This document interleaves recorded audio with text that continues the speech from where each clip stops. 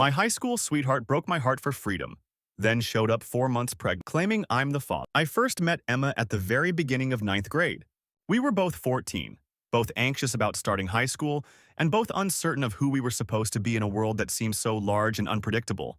She had these bright hazel eyes that always seemed to light up whenever she smiled, something I noticed the very first time I saw her in home. Her laughter echoed in that crowded school hallway on the first day of class, and from that moment on, I knew I wanted to be around her. I don't know if it was fate or just a lucky schedule coincidence that had me seeing her in 3 of my core classes, but I never complained. We'd exchange glances across the room, quick stolen smiles that warmed my heart, even before I fully understood what it meant to love someone. We ended up joining the same study group for history class. She was as quick with jokes as she was with her knowledge of obscure historical facts. One late afternoon in the library, we were meant to be researching an assignment on World War II propaganda. Emma was flipping through pages of a textbook, and I remember her hair falling in front of her face. She was biting her lower lip in concentration. She looked up at me suddenly and surprised me with a question about the assignment. I fumbled to respond, because all I could think about was how beautiful I thought she was, even in that unguarded, everyday moment. She teased me for blushing and then gave me a wide grin as if to say she knew exactly what was on my mind. Somehow, it all happened fast from there. By the time we were a few weeks into that first semester, I had already asked her to see a movie with. She said yes, and we got pizza afterward. In the dim glow of the streetlights, I found myself offering her my jacket in the cool night breeze. She said something about how chivalrous I was, and for a moment, I felt like a hero from one of those classic romance movies. That was the start of us, the beginning of this relationship that I, at least back then, thought would be simple, direct, and guaranteed to last forever. People in high school often talk about puppy love. Maybe that's what we had in ninth grade, but it matured into something real by the time we were juniors and seniors.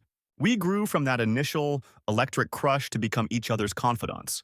We helped each other through tough tests and complicated family drama.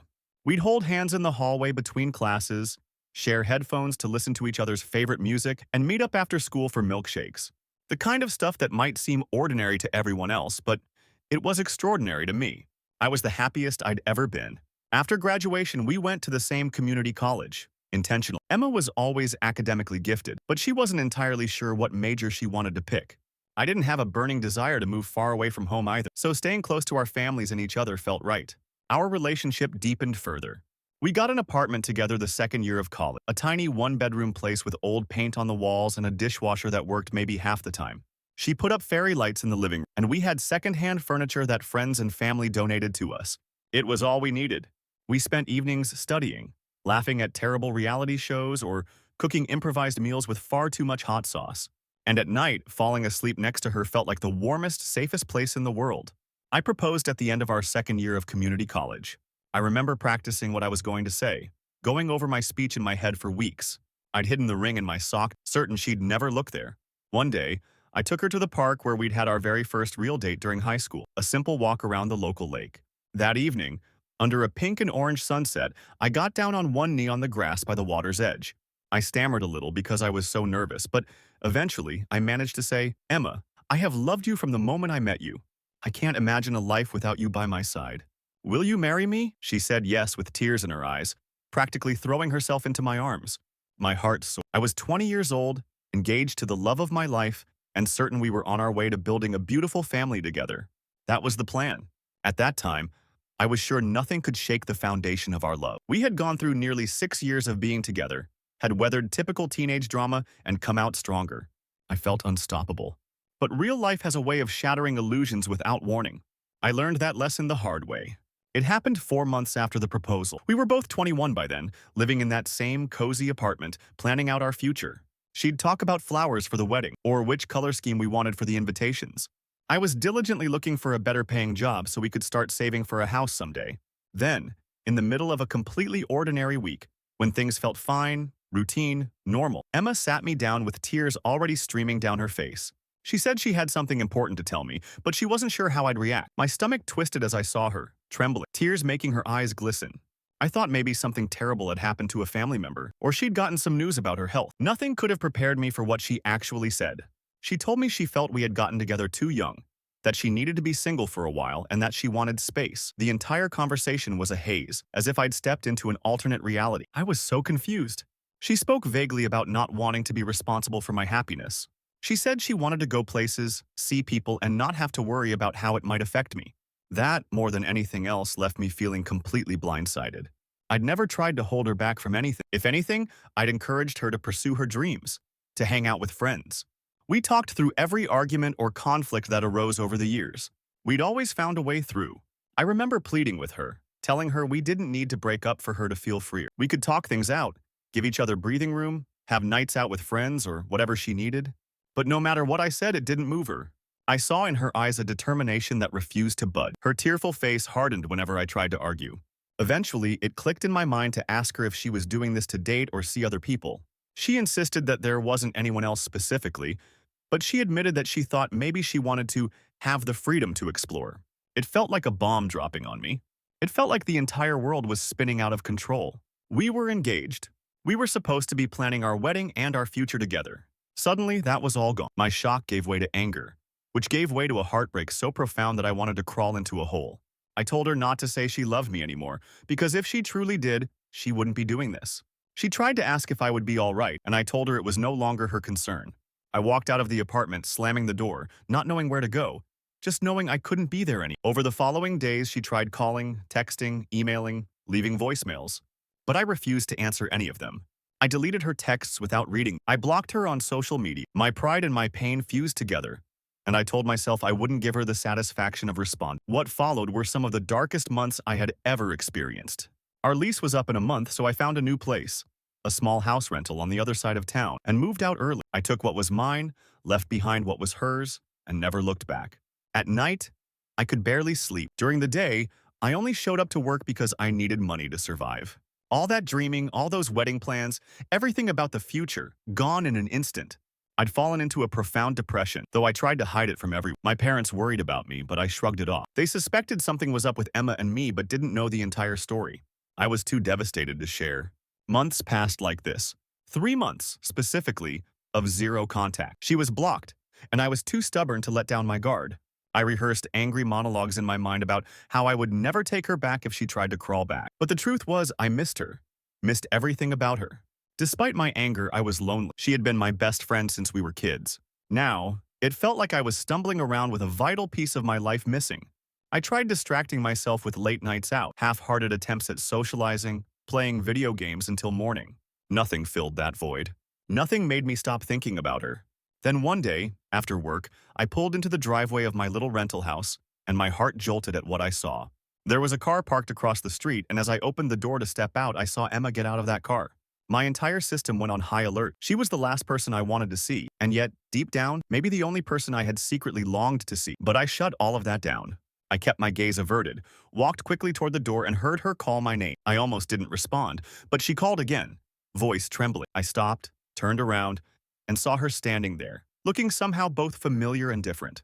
At first, I was annoyed that she was here, until I noticed something impossible to miss. She was visibly pregnant, maybe 4 months along. I froze. Time seemed to slow. This woman, whom I had loved for so long, whom I had planned to spend my life with, was carrying a child, and that child wasn't supposed to be mine, or was it? My mind didn't know what to do with this image. It was like an out-of-body experience, seeing her belly where new life was clearly growing. She told me she was sorry for ambushing, but she'd tried to get in touch for a while. She knew I had her blocked. She said she had to speak to me no matter what. I was in no frame of mind to have a cordial conversation. I mumbled something about how we had nothing left to talk about, turned my back, and walked toward my front door. That was when she dropped the biggest bombshell of all. She shouted that the baby was mine. Everything froze around me. My hand was on the doorknob and I stopped, unable to process what she'd just said.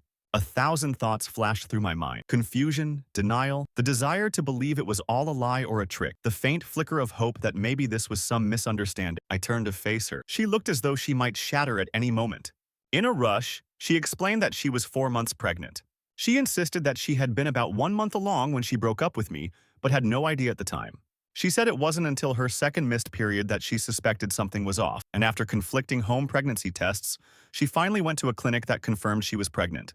She admitted she'd wrestled with the thought of abortion for a month, terrified and uncertain, but ultimately, she decided she couldn't go through with it. Then she asked if we could go inside and talk. My instincts told me to shut the door in her face. I felt nothing but anger and betrayal swirling in my veins. But a tiny voice inside me also told me that if this child was indeed mine, I needed to listen. So, after a long pause, I let her in. We sat on opposite ends of my living room couch. She was trembling slightly, and tears glistened in her eyes. The woman I remembered, the woman who would have laughed easily or reached for my hand. Where was she? And who was this stranger with a swollen belly claiming to carry my child? Still reeling, I asked her outright, "How do you even know it's mine? Wasn't the whole point of breaking up so you could go see other guys?" My voice was harsh, my words more biting than I'd ever used with her before. She began to cry, insisting there had been no other guy. She said she regretted the breakup almost as soon as it happened, that her hormones and fear had driven her to do something impulsive and rash. She told me she'd texted me the very next day trying to take it all back, but I never read those messages. Cautiously, suspiciously, I asked her to prove that she'd never gone out or slept with anyone else. She told me about two guys who'd asked her out in the month after our breakup, but she never said yes. By the time a second guy asked her, she already knew she was pregnant. She claimed she didn't want to tell me that way. She didn't know how to fix what she broke. She saw how I'd vanished from her life, how I'd blocked her. So she spent a month with guilt eating her alive, too ashamed and fearful to see me face to face, simultaneously not wanting to trap me if I truly hated her. Anger warred with a glimmer of hope in my chest. Part of me wanted to believe her, to jump up and hold her, but my pride wouldn't let me forget how much pain I'd been through. So, I told her, plain and simple, that I needed a paternity test. If she was claiming this baby was mine, I had to be certain. She looked down, bit her lip. Her eyes revealed that my demand hurt her, but she nodded and said, "Yes, I understand. I'll do whatever it takes." In the days that followed, I found myself in a strange limbo. On the one hand, I was furious and hurt. On the other, I could not stop thinking about the possibility of fatherhood. Like so many times in the past, the conflicting emotions tore me in half. If the child was mine, I knew I wanted to be in its life. If it was mine, we'd created it together. This new life that was half me, half her. But the betrayal I felt still lingered. No matter what, I told myself I wasn't going to be with her if it turned out that she'd slept with someone else, if there was any chance this baby wasn't mine. Meanwhile, Emma tried to show me her sincerity. She sent me long emails explaining her regrets, her confusion, how her hormones were driving her thoughts all over the place, how she'd been terrified of tying me down. She talked about how, in the moment she broke up with me, all she could think about was needing space, feeling overwhelmed, a sense that our relationship had swallowed her identity. She wrote about how she realized almost immediately it was the biggest mistake of her life. At one point, she even slid a handwritten letter under my door when I wouldn't answer. It was dated about a month ago, full of heartbreak and apology, telling me that she had never stopped loving, that she'd never wanted anyone else, and how she wished I'd just read her messages so we could talk. A huge shift happened when I finally decided to learn more about the hormonal side of pregnancy. I had been ignorant before, but in the swirl of confusion, I went online and started reading stories from other couples about how pregnancy hormones can cause emotional crises and irrational behavior.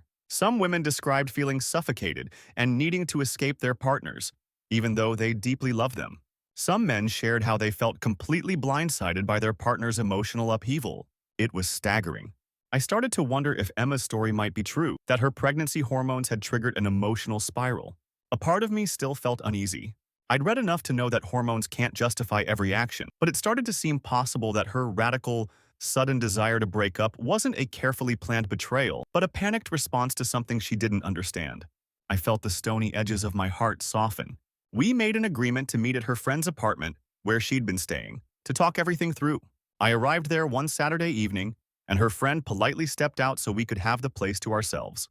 I entered the small living room with old, mismatched furniture and found her standing there, her belly more noticeable than before. I could feel my pulse racing, uncertain how this conversation would go.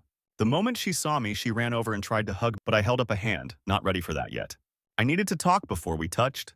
We sat down on the couch, angled toward each other, both of us perched on the edge of the cushions. The conversation began awkwardly, with a torrent of incomplete sentences, both of us fumbling over words. Then, as we gradually opened up, the floodgates burst. She cried, sobbing into her hands, telling me how she woke up every day since the breakup missing me, hating herself for pushing me away, and terrified that I wouldn't be able to forgive her. I tried to remain composed, but soon I was crying too, maybe harder than she was.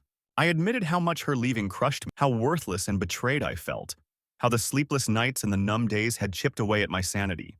All those pent-up emotions came pouring out of me. Before I knew it, I was telling her how I'd sat in the dark of my new place, tears streaming down my face, not even sure if I wanted to go on some nights. She leaned over to hold my hands. For the first time in months, her touch felt comforting. It felt like home. I let myself cling to her. My tears soaked her sleeve, and she whispered over and over, I'm sorry. I'm sorry. I love you. I'm so, so sorry. In those moments, for the first time since the breakup, I felt some of that old love come rushing back, unstoppable and fierce. We kept talking for hours. She told me about her doctor's appointments, about missing her period, about the conflicting feelings she had. She recounted how she tried to text me the day after the breakup, begging to reconsider, but discovered she was blocked. She tried emailing. I never read them. She apologized for not physically showing up sooner, explaining that she was terrified I'd slam the door in her face. She thought maybe I'd calm down on my own, read the messages, and contact her. But as the weeks dragged on with no response from me, her fear only grew. On top of that, she was dealing with morning sickness and the mental stress of an unplanned pregnancy. She found herself sinking into her own depression, stuck in a place where she believed I truly hated her. By the end of that conversation, we were both emotionally wrung out. But we experienced a gentle relief too, an honesty and closeness that had been missing for months. I was scared, sure, but I was also filled with an odd sense of hope. We still had a mountain of issues to work through, but for the first time since she broke up with me, I believed that maybe, just maybe, we could find our way back to each other. She came back to my house that night. Her friend needed the apartment, and we ended up talking even more until dawn threatened to break the sky. We recounted old memories, how we met in high school, how small we felt back then. At some point, between the tears and the laughter, I found myself leaning in to kiss her. It was a hesitant kiss at first, like I was afraid that one wrong move would break whatever new understanding we'd forged. But when she kissed me back, it wasn't hesitant at all. It was full of longing and regret and relief. We ended up making love that night, slowly and tenderly, with her growing belly between us. I had never been with a pregnant woman before, never even entertained the possibility. I was nervous at first, worried about hurting her or the baby, but she assured me it was safe. And in that moment, we rediscovered a physical and emotional connection that I thought was gone forever. In the morning, we woke in each other's arms. My first conscious thought was, this is actually happening. I'm lying here with my fiancé, who, until the day before, I'd considered an ex I might never speak to again, and she's carrying my child. That day, she asked if I would go to her OB/GYN appointment with her, one that was already scheduled for Monday. I hesitated, an instinctive fear flickering through me about the possibility that the test might reveal something else, that, despite her assurances, the baby wasn't mine. But seeing the fragile hope in her eyes, I agreed. Monday came, and we drove there together. The OB/GYN turned out to be a younger guy, maybe in his mid-30s, easygoing and friendly. He greeted me warmly, and when Emma left the exam room for a moment, he started talking to man. Emma had apparently told him a bit about our situation, the unexpected pregnancy, the breakup, the attempt at reconciliation. He launched into an explanation about how pregnancy hormones can, in certain cases, drastically affect mood and decision-making. He gave me examples, told me stories of other patients, in broad, anonymous terms, and empathized with how painful it must be from the father's perspective. He made it clear that hormones aren't an excuse for everything, but that they can act like a catalyst, magnifying normal doubts or fears into impulsive crises. His frank, empathetic demeanor helped me see the bigger picture. By the time Emma returned, I felt a calm settle over me. Then came the ultrasound. Seeing that tiny, blurry image on the screen, my baby, was like the world stopped. The OB/GYN pointed out the flicker of the heartbeat, explained how far along the pregnancy was, and even gave me a rough estimate of the baby's due date. Tears welled in my eyes. That was my child. I still remember looking over at Emma, seeing her mouth trembling with emotion. She reached for my hand. I squeezed back. No matter what had happened, no matter how messy and painful it got, that was a moment of awe, a glimpse at the miracle of life we'd created. We both agreed on the paternity test. We set it up for the following week. She didn't hesitate or complain. She wanted me to feel secure, to move forward with absolute certainty. The test itself was more involved than I realized. It required a procedure that's usually referred to as a non-invasive prenatal paternity test, which compares the mother's and baby's DNA, found in her bloodstream, with mine. There were forms to sign and a decent chunk of money to pay, but she insisted on footing the bill, saying it was the least she could do. Over that next week, we started spending more and more time together. She slept over at my house a few nights, and eventually, we decided it made more sense for her to move her belongings back in. I helped her carry over the boxes from her friend's place. The first night we slept together in my bed again, our bed, I felt an ease and comfort returning to my heart, like something that had been uprooted was finally settling back into place. I was still anxious about the test results, but I began to trust her more each day. It took about 2 weeks for the results to come in. Those days felt simultaneously like an eternity and like a blink of an eye. In that stretch of time, we worked on reconnect. We would cook dinner together, sometimes messing up recipes because we were too absorbed in conversation. We talked about baby names, half-jokingly, while fully knowing that this was real. We also dove into the painful stuff. We spoke about how she'd been feeling trapped, how she'd felt like maybe she'd missed out on her youth by being with one person since she was 14. She was honest about the sense of panic and claustrophobia that overcame her, how the pregnancy hormones magnified those feelings until she snapped. I confessed how I'd begun to worry I wasn't enough for her, that perhaps she needed something bigger, better, more exciting, and how my pride had fueled my anger. We decided to look into couples counseling. She found a therapist who specialized in relationships impacted by pregnancy and postpartum issues. We scheduled an initial consultation to see if it might help us strengthen communication. We were both determined to never let something like this blindside us again. The therapist was a kind woman in her 50s with a gentle smile, who explained how new phases of life, especially pregnancy, can shake the most stable relationships if the partners aren't openly sharing their fears and desires. She praised us for coming in and told us that, even though the circumstances were rocky, deciding to tackle our issues head-on was a sign of commitment. 2 days after that initial counseling session, the call from the OB/GYN's office came. I picked up my phone, felt my stomach flip. The nurse on the line said the test confirmed I was the father with over 99% certainty. I let out a breath I hadn't realized I was holding. Emma was standing across from me in the kitchen, eyes wide, hands pressed together. I nodded, tears forming. She rushed over, hugging me, burying her face in my chest. I felt something inside me heal at that moment. All the anxiety over the possibility of betrayal melted away. We laughed, cried, and held each other. I repeated, "You're carrying my baby," until it sounded like a prayer. From that day forward, a new chapter began. We still had many challenges: rebuilding trust, dealing with the lingering scars of our separation, and preparing for the new reality of becoming parents. But a calm sense of joy settled into our daily life. I cleared out the spare room in my little rental to start setting up a nursery. We realized it wasn't the biggest space, but we planned to paint the walls a neutral color. Emma began searching for cribs online, reading product reviews obsessively. She'd excitedly call me over to show me some adorable design or bedding set. Seeing her passion, her motherly instincts awakening, filled me with gratitude and renewed love. Of course, we had to let our families in on the news. That wasn't easy. My parents had watched me suffer through heartbreak for 3 months, and they were protective of. When I sat them down to explain what happened, that Emma and I had reconciled, that she was pregnant, and that the baby was mine, I could see the flicker of skepticism in their eyes. My dad, always a man of few words, simply said, "Son, is this what you really want?" I told him yes, and that I trusted Emma despite what happened. My mom, more emotional, burst into tears and hugged me, exclaiming her excitement about being a grandmother. Emma's parents had a similar mix of relief and concern. They were thrilled about the baby, but also worried about how we'd get through all the changes. Eventually, though, both sets of parents supported us. They offered to help with some wedding expenses if we decided to move forward with marriage soon. We were both aware that planning a wedding while pregnant can be stressful, so we decided not to rush it. Still, I had an engagement ring waiting in my drawer, the same one I'd used to propose before. And though we remained engaged in name, I wanted to find the right moment to formally give her that ring again, to symbolize our renewed commitment. For the next few months, we fell into a routine of doctor's appointments, counseling sessions, quiet dinners at home, and long talks about our future. We'd share silly moments too, like when she started craving pickles at 2 a.m., and I drove to the all-night grocery store to grab a jar.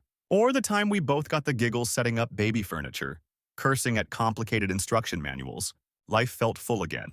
We overcame the awkwardness of pregnant sex. It became one more way for us to feel close, to confirm that we still adored each other's bodies and hearts. Our counselor guided us through open-ended questions that forced us to examine deeper parts of our relationship. Emma talked more about how the fear of missing out had eaten away at her without her even realizing it. She admitted that, ironically, once she had what she thought she wanted, total freedom, she discovered that what truly mattered was love, stability, and the future we had envisioned.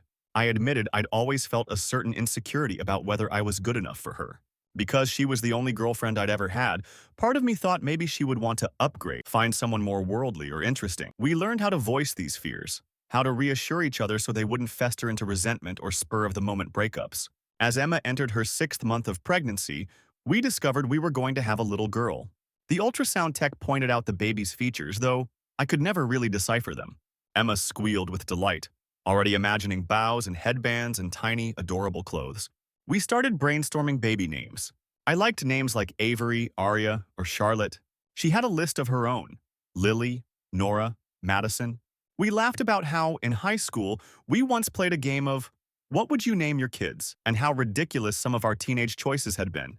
One night, after we'd finished dinner, I pulled out the ring. Emma was flipping through a baby magazine at the kitchen table, and I suddenly felt the moment was right. I knelt next to her chair, a callback to the evening years ago by the lake. She looked at me, eyes widening in recognition. "Emma," I said soft, "I have never stopped loving you. We've been through a storm, and we're going to face more storms together, but there's no one else I want by my side. Will you marry me? Will you wear this ring again, this time for the life we're building now?" Her hand flew to her mouth, tears immediately springing to her eyes. "Yes," she whispered, her voice quivering. "Yes, 1,000 times yes." I slipped the ring on her finger. It sparkled under the overhead light, but she was the one glowing, her belly round with our daughter, her face shining with joy. We hugged each other and cried. We decided on a small wedding ceremony, just immediate family and our closest friends, planned for early in Emma's 3rd trimester. We didn't want to wait until after the baby was born, but we also didn't want to plan anything huge that would stress her out. The day itself was intimate and beautiful. Emma wore a simple white maternity gown that draped gracefully around her bump. I wore a suit, feeling simultaneously proud and shaky with nerves. We exchanged vows under an arch decorated with flowers, my best friend officiating. When the officiant said, "You may kiss the bride," we sealed it with tears and laughter. Our families clapped and cheered, and we signed the marriage license, making it official. Afterward, we all went to a small reception at my parents' backyard. They'd set up a tent, some tables with homemade centerpieces, and even a little buffet of comfort foods. Emma's dad gave a short speech about how happy he was to see us reunited, acknowledging that life can bring unexpected detours, but that real love always finds a way. My father also stood up, clearing his throat nervously, and delivered a brief but heartfelt toast. "Here's to my son, who found the courage to fight for the woman he loves. And here's to Emma, who was brave enough to come back and make things right. May their life be full of happiness, understanding, and the joy of their new baby." It was the simplest toast, but it meant the world to me. The final stretch of pregnancy felt surreal. Emma grew larger, and our daughter seemed to flip around inside her belly at all hours of the night.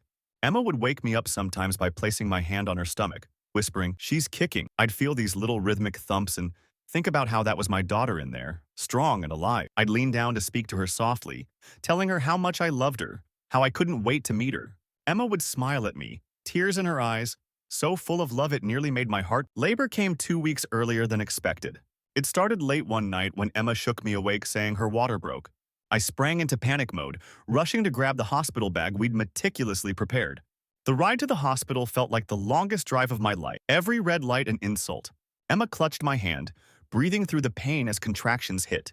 At the hospital, nurses whisked her into a room, hooking her up to monitors. I felt useless for a while, hovering anxiously, doing whatever I could to comfort her. Labor was intense, almost 20 hours. She opted for an epidural around hour 12, exhausted and in agony. I stayed by her side, wiping her forehead, telling her how strong and beautiful she was, reminding her to breathe. She went through cycles of tears, frustration, and a determination that left me in awe. The entire experience was overwhelming, but I never left her side. Finally, with a burst of effort and a flurry of medical encouragement, our daughter arrived. The moment I heard that first wail, tears flooded my eyes. I looked down at this tiny, red, wrinkled human and realized that life as I knew it would never be the same. She was perfect. We named her Lily Claire. When the nurses cleaned her up and handed her to Emma, I watched my wife cradle our daughter in her arms, tears of exhaustion and elation rolling down her cheeks. I leaned in, kissed Lily's soft forehead, and in that moment, every hardship, every heartbreak, and every tear we'd shed felt worth it. We had made a human life together, and we were both determined to give her all the love she deserved. Those first few days in the hospital were a blur of sleeplessness, diaper changes, and feedings, all coated in a dreamlike haze of euphoria and disbelief. Our families visited, gushing over Lily. My mother held her and wept, proclaiming that she looked like me, though I thought she more closely resembled Emma. We took pictures, introduced Lily to her grandparents, and soaked in every precious second. Emma looked radiant despite her exhaustion, her face etched with the triumph of childbirth and the relief that our daughter was healthy. Going home from the hospital brought a new wave of reality. Our small rental house felt different with a newborn. The nursery we'd set up felt almost too clean and neat for a baby that cried unpredictably and needed round-the-clock care. But we managed. We took shifts. Emma breastfed Lily, and I would rock her to sleep or change diapers at 3 in the morning. We learned on the job, the way all new parents do. It was messy and chaotic, but full of so much love. We leaned on each other through those sleepless nights, never forgetting how close we'd come to losing each other. We still had arguments. Tensions soared when we were both overtired and Lily wouldn't settle. But we remembered what the counselor had taught us about communication, about not letting small frustrations escalate. After the third or fourth meltdown at 2 a.m., we'd laugh about how ironic we used to worry about missing out on parties and travel. And here we were, parents in our early 20s, missing out on hours of sleep. But it felt right. 4 months later, Lily giggled for the first time. Emma and I were in the living room, watching her try to roll over on her playmat. She let out this bubbly, delightful laugh. We both froze, looked at each other, and started laughing too, tears of happiness in our eyes. I scooped up Lily and planted gentle kisses on her cheeks, feeling a gratitude so profound it nearly knocked me over. Sometimes I reflect on how everything happened: the heartbreak, the confusion, the unexpected pregnancy, the reconciliation. The old me would have found it impossible to believe that we could survive that kind of rupture. But life surprised me. Emma surprised me. I surprised myself. We learned that love is not just about infatuation or convenience. It's about standing by someone even when everything feels uncertain, about listening to them, forgiving them, and working through the hardest parts. I think back to that version of me who stormed away, who ignored her texts and let bitterness fester. A part of me regrets not reading her messages, not giving her a chance to explain sooner. Another part of me recognizes that I needed time to process my pain. What matters now is that we found our way back. We broke, but we mended. And not only did we mend, our love grew deeper, anchored by our beautiful daughter who joined our story. We still attend counseling sessions periodically, just to keep our communication strong. We're saving money now to buy a house with a yard for Lily to run around in one day. Emma is finishing her degree, taking online classes part-time. I'm working a steady job with decent hours and benefits, which we need more than ever for Lily's future. On quiet evenings, once Lily is asleep, I'll hold Emma on the couch. We'll watch a movie or talk in hushed voices about the little wonders of parenthood, how Lily's eyelashes are so long, or how she kicks her legs excitedly when she sees us in the morning. Sometimes the gravity of it all washes over me, the memory of that break in our relationship, the abrupt, I need to be single conversation, the heartbreak, the months of silence. Then I look at Emma and see how she's gazing at me with the warmest love, a kind of devotion that says, I'm not going anywhere. Life, I've learned, rarely goes according to our neat, youthful plans. We can be thrown into upheaval, forced to question everything, even when we thought we had all the answers. The key, though, is whether we can adapt, whether we can forgive, whether we can relearn to trust. We did that. In some ways, we're still doing it every day. But we're no longer just high school sweethearts who stumbled into crisis. We're two adults who consciously chose each other all over again, forging a bond that's stronger because it was tested. If anyone asked me for a moral or piece of wisdom from our story, I'd say it's this. People are human, and sometimes they make impulsive, even hurtful decisions. Sometimes heartbreak is not the end, but a catalyst for deeper understanding and growth. If both individuals are willing to confront the pain, talk through it, and forgive. And while not every relationship can or should be saved, if the love is real and mutual, there's a chance to rebuild in a way that's even stronger. When I see Lily's big, curious eyes stare back at me, I can't help but think how close I came to missing these precious moments. If Emma had never come back, if I'd never opened the door, or if the pregnancy test had said the child wasn't mine, everything would be different. But here we are, living under one roof, married, raising our child, and planning for a future that's bright, even if unpredictable. Recently, Emma and I visited our old high school for a charity fundraiser. We walked the halls where we first met, hand in hand, pushing Lily in a stroller. It was surreal seeing our younger memories come to life in that environment. Our lockers, the cafeteria, the library where we'd studied together. We passed a group of current students who teased us about how cute our baby was, or asked us if we were alumni. Emma just smiled at them. Then she turned to me and I could see the nostalgia in her eyes. We might have started young, but our story wasn't just teenage romance. It evolved into the foundation of our entire adult lives. Before Lily was born, I used to wake up every morning carrying the heavy weight of heartbreak, feeling as if my world had crumbled. Now, I wake up to the sound of our baby cooing or crying. I see Emma rolling out of bed, hair disheveled, face flushed, but with a determined glint in her eyes. We share a quick kiss before tending to our daughter. Every now and then, we catch each other's gaze across the nursery, and a silent current of gratitude passes between us. We did break, but we chose to fix ourselves, together. I'm sure we'll face more challenges. Marriage and parenthood are no fairy tale, but with each obstacle, we have a blueprint: communication, empathy, honesty, and the unwavering knowledge that we do want to be together. We chose each other once as kids, and we chose each other again as adults, this time with eyes wide open. In the end, that's how the story logically concludes. Two people who nearly lost everything found their way back to love, forging an even deeper bond through forgiveness and self-discovery.